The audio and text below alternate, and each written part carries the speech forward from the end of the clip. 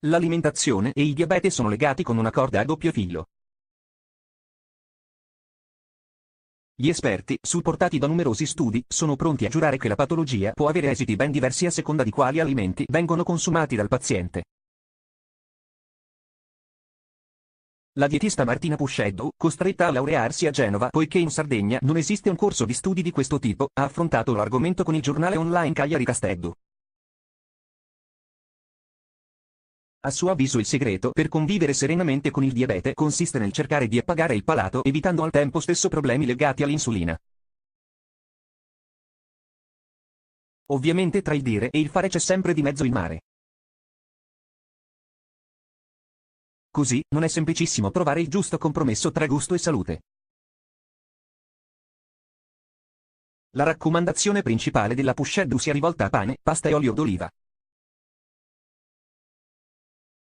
Quest'ultimo è un ottimo alleato contro i problemi cardiovascolari, mentre i carboidrati non devono affatto essere demonizzati.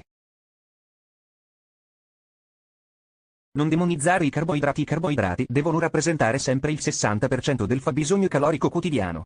Quanto ai secondi piatti, più si varia e meglio è. La carne rossa, sulla quale l'Europa sta ipotizzando una tassa, va consumata solamente una volta a settimana, in favore di quella bianca. Il pesce va mangiato 2 volte a settimana e nell'arco di 7 giorni bisogna dare spazio anche ai legumi. Sollievo per il palato, essi sono però nemici della salute soprattutto per i diabetici. Interessante il ruolo riservato ai dolci.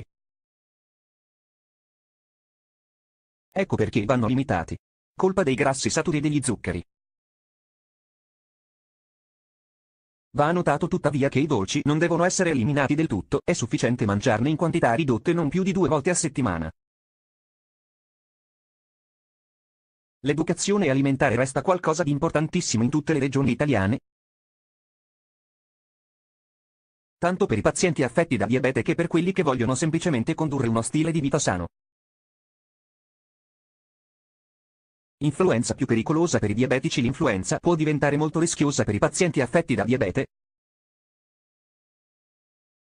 quali non a caso vengono catalogati come soggetti a rischio. Ciò è vero sia per il diabete di tipo 1 che per quello di tipo 2. Purtroppo questa condizione triplica il rischio di essere ricoverati e addirittura quadruplica il rischio di finire in terapia intensiva. Infine, raddoppia la possibilità che sopraggiunga il decesso. A preoccupare gli esperti è la mancata percezione del pericolo, la quale spesso porta a sottovalutare, o, peggio, ignorare, il problema. Per questo motivo le principali società scientifiche che si occupano di diabete, ovvero AMD e SID, hanno diffuso un documento volto a sensibilizzare su questo spinoso tema. Il consiglio numero 1, secondo quanto riportato dal testo, è quello di vaccinarsi. Vaccino per i diabetici? L'obiettivo è ovviamente quello di estirpare il problema alla radice, aumentando la speranza di vita e al tempo stesso migliorandone la qualità. Per aggravare la questione c'è infine un dato anagrafico. Circa il 60% dei soggetti diabetici è ultra 65enne. Ciò comporta in molti casi una pluripatologia, spesso di carattere cardiovascolare o respiratorio.